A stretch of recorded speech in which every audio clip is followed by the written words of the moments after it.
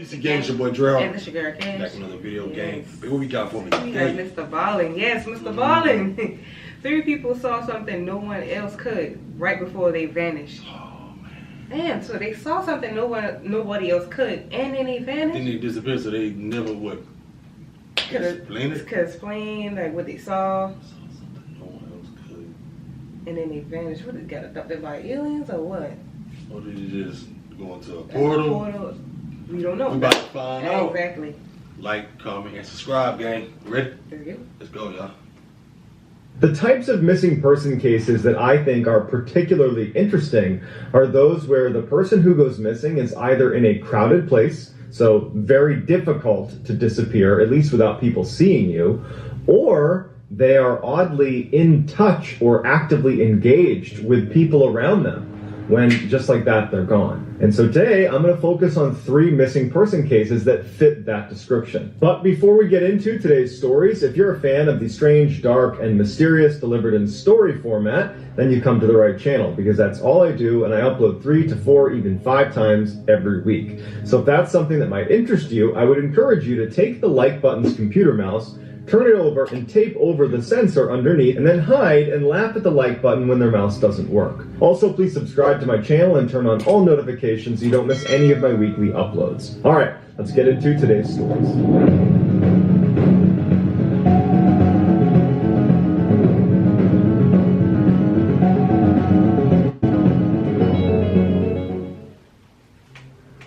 In 2008, Brandon Swanson was a 19-year-old college student enrolled in a community college in a little town in Minnesota called Canby. The town had a population of less than 1,000 people. He lived in Marshall, Minnesota, which was about 30 minutes away and was only slightly larger than Canby. Brandon was in his sophomore year at the community college and planned at the end of the year to transfer to a much larger 4-year university where he would complete his degree. On the last day of classes that year, on May 13th, Brandon and some of his friends decided to go out and celebrate, because not only did they now have this nice vacation, but for Brandon it was a big deal. He was getting ready to transfer to that larger school. So that night, Brandon met up with his friends kind of near where they went to school. There was a couple different backyard barbecue type college parties going on, and Brandon was having a good time with his friends, and at some point, a little after midnight, he decided he was just ready to go home. He was tired. Instead of taking the preferred route, which would have been Highway 68 back to his home in Marshall, Minnesota, he decided to take some back roads. Later, when police were interviewing some of the people that were at those 2 backyard parties that Brandon had attended, they asked how much was Brandon drinking. And they all said that Brandon wasn't really drinking at all. We saw him with 1 beer that he wasn't really drinking, and it seemed like he really was just tired. He wasn't looking to party, and he left and seemed very sober. As Brandon is taking these back roads back to his home in Marshall, Minnesota, he ends up getting into a minor accident, but his car gets stuck in the ditch. So he can't get his car out of the ditch. He's totally stranded. The first thing he does is he calls his friends that were at the parties with him, but no one's picking up their phone. So at some point, he's probably pretty embarrassed. He ends up calling his parents and says, "Hey, I'm totally fine, but I'm letting you know I got into an accident. I'm near Lind, Minnesota. Here's the directions of how to get here. I need you guys to come out here and help me get out of the ditch." And so Brandon's parents say, "Okay, we'll come out and meet you." They use Brandon's directions to get out to this area right near Lind, Minnesota, which was only about 10 minutes away from Marshall, Minnesota, where they lived. They make their way over to the spot, and Brandon's father calls Brandon and says, "Hey, we're here. I'm going to start flashing my lights as I drive down this road that you've sent us to." And so Brandon's like, "Okay, I'm looking for you. I don't see you, but I'm looking for you." He'd given them really specific directions to where he was, and while they stay on the phone with each other, Brandon's father would flash his lights repeatedly and drive all around the area that had been described as where Brandon was. When Brandon keeps saying that he can't see their car, he doesn't see their lights, he begins to describe again how to get to where he is. And he's telling his parents, "Did you turn on this road? Did you come down this way? Are you near Lind, Minnesota? Are you sure you're where you need to be?" And his parents would respond, "Are you sure you're giving the right directions? Because we're here. We're flashing our lights and you don't see us." At this point, Brandon gets in his car and he starts doing the same thing, flashing his lights. Granted, he can't move his car, so it's only one direction, but he's flashing his lights and he's telling his parents, "Do you see me? I'm flashing my lights." and they both were unable to see each other. Both parties being very frustrated with each other, Brandon just says to his father, listen, I'm going to just walk to Lind. I can see the lights right there. I have a friend in Lind that can probably help me get my car out of here. I'm just going to walk over there. It's probably like a 30-minute walk to Lind. I'm going to walk towards the lights. Later, when police interviewed Brandon's father would say it did not seem like Brandon was drunk. It didn't seem like he was confused. He seemed totally lucid and very easy to talk to. We were having a very normal conversation. Brandon's father stays on the phone with Brandon, and for 47 minutes, Brandon walks down this gravel road away from his car, on the phone with his father. His father's just waiting for him to get to Lind so he can, breathe a sigh of relief, make sure his son's okay. And as he's walking towards these lights that Brandon believes is the town of Lind, Brandon all of a sudden goes, oh shit! And then the phone cuts out. Brandon's father's like, what just happened? Tries calling him back, no answer. Brandon's father and his mother start driving all over the place, yelling out their window for Brandon, and they can't find him. They end up calling the police, who used Brandon's phone records to generally figure out where he had been when he was on the phone with Brandon's father. And it turns out he was nowhere near Lind. He was 25 miles away in a town called Taunton. So this huge search is launched for Brandon, and there's no sign of him. They never get in touch with him on the phone. They never find his phone. They never find anything to do with Brandon. He just disappeared after seeing something on the road after walking towards some set of lights that he thought was Lind, but it wasn't. It was Taunton. But was he really walking towards town, or what was it? What were the lights he was walking towards? To this day, Brandon's family leaves their front porch light on in hopes that someday Brandon will just show up again. Dang. Oh, that's crazy. So the directions that he gave them wasn't even where he was at. Yeah, where he thought he was at. Yeah. He said, oh shit. I wonder what happened to me. Dang, that make you wonder that you can't put it together because there's nothing to pinpoint because you don't know what happened because they didn't even find anything. Nothing. It's like he vanished in thin air for real because he said, oh shit. And like something just... Right. I wonder if they did find his car. Did he mention that they find his car or anything? I don't know if you missed it or not, but I wonder did they find his car too? Like, that's weird. Yeah. Get down in the comment section and let us know. What do you think? In 1953, Ronald Tommen was a sophomore at Miami University in Ohio. He was a business major, and he was living in a dorm room inside of Fisher Hall. Fisher Hall was a converted insane asylum, and all the students there believed that Fisher Hall was a haunted dorm. It was one of those places where you tried to stay away from if you could. On April 19th of that year, Ron was in his dorm room inside of Fisher Hall. It was very snowy outside. He was listening to the radio and reading a book. At 8 p.m., he must have thought about getting into bed, and when he did, he pulled back the sheets and found that someone had left a dead fish in his bed. And so at 8 p.m., there was an official request from Ron to get new sheets sent up to his room. At about 8:30 p.m., we don't know what it was, but something disturbed Ronald enough to where he ran out into the hall. We don't know what it was.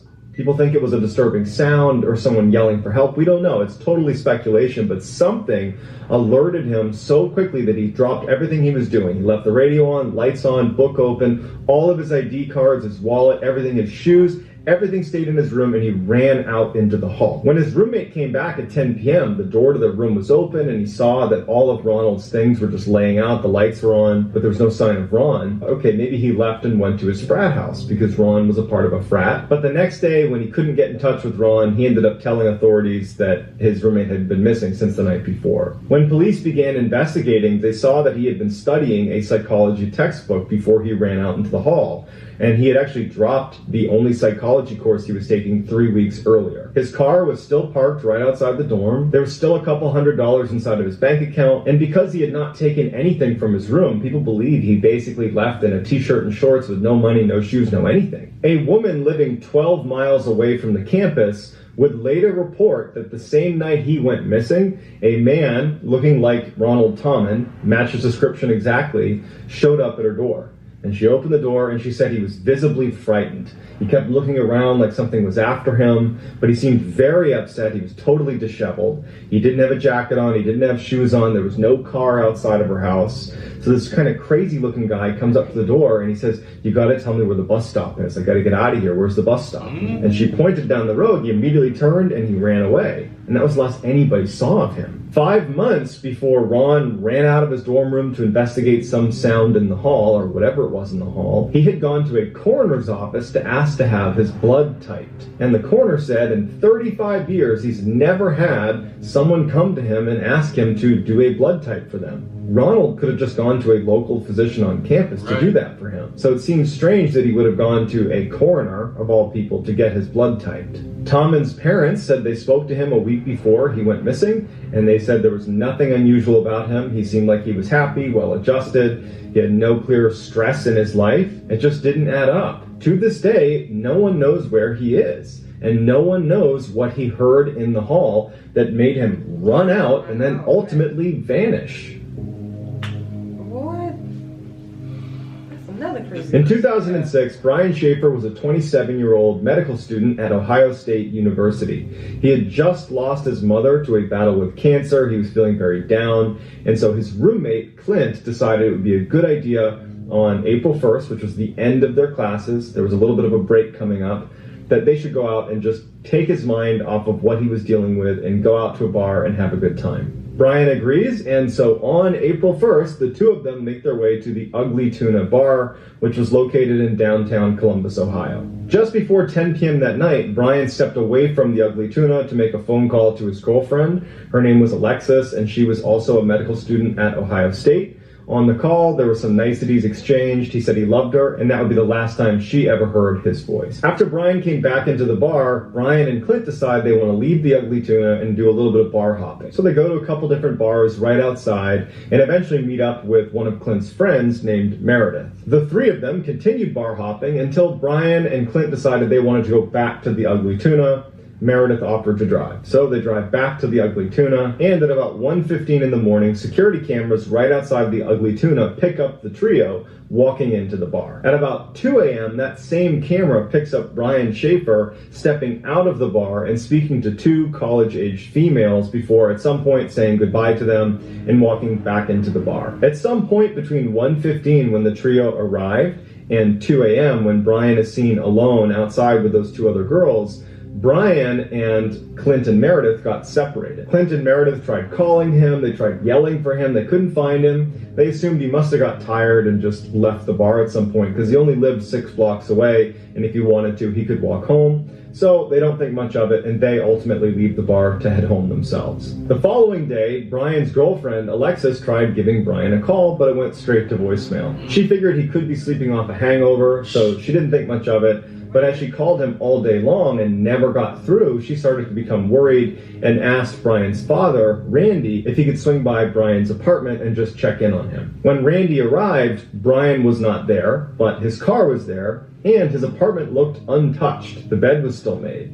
There wasn't any signs of Brian having been there recently. At this point, Randy communicates with the police, who immediately launch a huge search for Brian. And the police, they review the footage from the Ugly Tuna, and it shows Brian along with Clint and Meredith making their way into the Ugly Tuna at 1:15 in the morning. Then it shows Brian leaving at 2 a.m. to speak to those two college girls that were outside the bar, but then he goes back into the Ugly Tuna. There is no video footage after that of Brian ever leaving the Ugly Tuna. There was one other exit from the Ugly Tuna that was not covered by a camera. However, it was under very heavy construction and in no way appeared to be a regular exit. It was completely blocked by construction materials, and there was no sign that Brian had ever even gone near that exit from all of the other cameras inside. Police went to surrounding buildings that had cameras pointed in any way near the Ugly Tuna to try to pick up some sign of Brian leaving the bar after 2 a.m., but there weren't any. It was like he went into the bar and never left. And they searched the Ugly Tuna. They looked everywhere. He was not there. To this day, no one has any idea what happened to Brian. Is he still inside the bar? And if he left the bar, how are there no cameras anywhere that are able to pick that up? There was lots of cameras looking at the bar and looking outside the bar.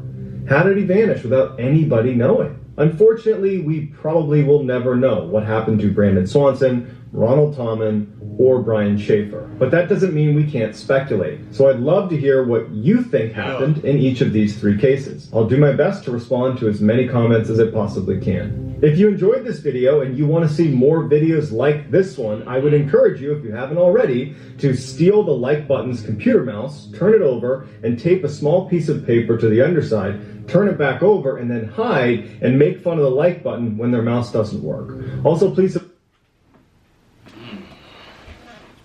That's crazy. Actually, the last one, it's like, this seems like he never left the bar. So what if he's still in the bar? You can't see him when he's trapped, like, you know what I'm saying? Like some kind of weird stuff. Like, some weird stuff that happened out. It's crazy, right? I'm pretty sure they searched the bar from up, I'm down. still stuck, baby, on the first one. But it's, oh shit. Oh yeah. And then all of a sudden the phone hang up. So I wonder if he, like, cause he came across the cliff and fell off. Like because something, they would have known it was a cliff. He's walking, yeah. Yeah. Something so, like, scared him or well surprised him. Right. And it was an animal, a bear. I doubt that. Yeah. They would have heard probably a noise on the background of the phone. But all that stuff gone. But there's no trace. No trace. But the phone's gone. Like that makes you really think like you can go somewhere anytime. We could be here making this video right now and just vanish. Just disappear. Right. I can leave out this room and do something and go. It's like Door still lock everything. Door still locked. How can you explain that? Right. How would you be able to explain that? I wouldn't be able to explain it because there's nothing to explain. Like we was all here and just happened to vanish. Then when you say stuff like that, people think you're crazy. You're like, crazy. oh man, he crazy. I don't believe something had to happen. Then what do you think happened if you think that, you know? Tell us your side. Yeah. But y'all get down in the comment section and we're going to meet y'all down in the comment section too so we can talk about this. 3 people saw something no one else could right before they vanished. Let us know if y'all ever heard any other things, any other stories like this as well. Right. Smash a like on this video, subscribe, put on post notifications, follow us on Instagram at DreadHawk and Cash. Y'all know we dropping videos too. Yeah. And some other funny content that we do as well. Other than that, it's your boy DreadHawk. And this is Girl Cash. Catch y'all next one. Catch y'all next one.